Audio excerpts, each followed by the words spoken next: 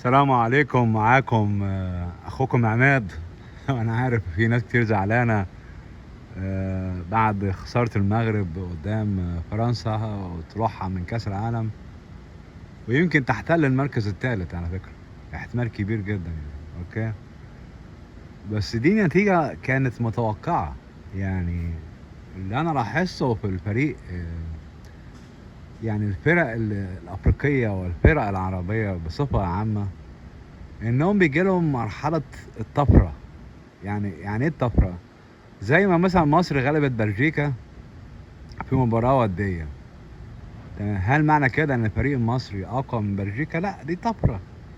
يعني مع الحماس الزايد اللعيبه بتلعب بحماس اكتر، مش ده بيعبر عن المستوى الحقيقي بتاع الكوره. اوكي، بالتالي المغرب جات لها طفره في كاس العالم وكسبت كذا ماتش وطلعت في الدور اللي قبل النهائي. اوكي، مش معنى كده انها ممكن تغلب فرنسا. يعني فرنسا دي لها باع كبير جدا في كاس العالم من سنين طوال، يعني تدريب. طلعوا كاس العالم السنه اللي فاتت وخدوا كاس العالم سنه 2018 زي اقول، وخدوا كاس العالم. من الطبيعي انهم ياخدوا كاس العالم كمان السنه دي. اوكي، انا متوقع فوز فرنسا كاس العالم مش الارجنتين طبعا. اوكي، بالتالي يعني ده شيء طبيعي. بالتالي انا عارف ان في ناس زعلانه مش زعلانه، ان الله لا يصنع المعجزات. ربنا قال ايه؟ وقالها صريحه في القران عندنا، يعني في تعاليمنا الاسلاميه، ومتهيألي في تعليم اي ديانه، يعني المؤاخذه يعني، مش بس حتى اسلام، ده في اي ديانه. قال لك اسعى يا عبد وانا اسعى معاك. حاول تسعى وانا هسعى معاك. يعني ايه تسعى؟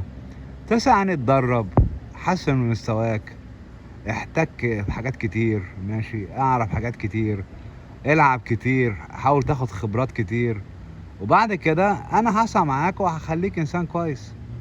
بس مش بالطفرات، بالطفرة واحدة. يعني انت عايز تغلب فريق العالم عشان انت غلبت فرق تانية قبل كده، مش معنى كده انك انت هتغلب فرنسا. اوكي، وخير مثال على هذا المثال انا طرحته بخصوص مصر. يعني مصر غلبت بلجيكا ولا بتاع مباراة ودية. هل مصر اقوى طبعا من اوروبا او من بلجيكا؟ لا طبعا. مصر فريق تعبانة، يعني فرق تعبانة جدا، يعني في البلالة، يعني ما بيعرفوش يلعبوا كرة خالص يعني. اوكي، ده النتيجة دي لا تحسب يعني. اوكي، دي بس طفرة كده، غلطة معاه. بالتالي انا بقول ان المغرب مستواها الحالي في كاس العالم او التصنيف بتاعها الرسمي هيكون الثالث، وفي الواقع هتكون من احسن فرق العشرة في العالم، من احسن الفرق العشرة في العالم في لعب الكورة. غير كده لا، يعني غير كده محدش يتوقع حاجة تانية من المغرب خالص نهائيا. عشان تكسب كاس العالم وتطلع في نهائي كاس العالم لازم يكون الفريق عندك جبار، ولازم يبقى لك تاريخ قبل كده انك انت وصلت كاس العالم كذا مرة وغلبت. يعني كمثال مثلا السنة دي المغرب وصل كاس العالم واتغلبت في الدور اللي قبل النهائي. هل هيحصل نفس الكلام ده سنة 2026؟ نشوف. لو حصل الكلام ده سنة 2026 والمغرب قررت نفس المستوى المطلوب، يبقى كده ارجع اقول دي مش شفرة، ده مستوى راقي في الكورة.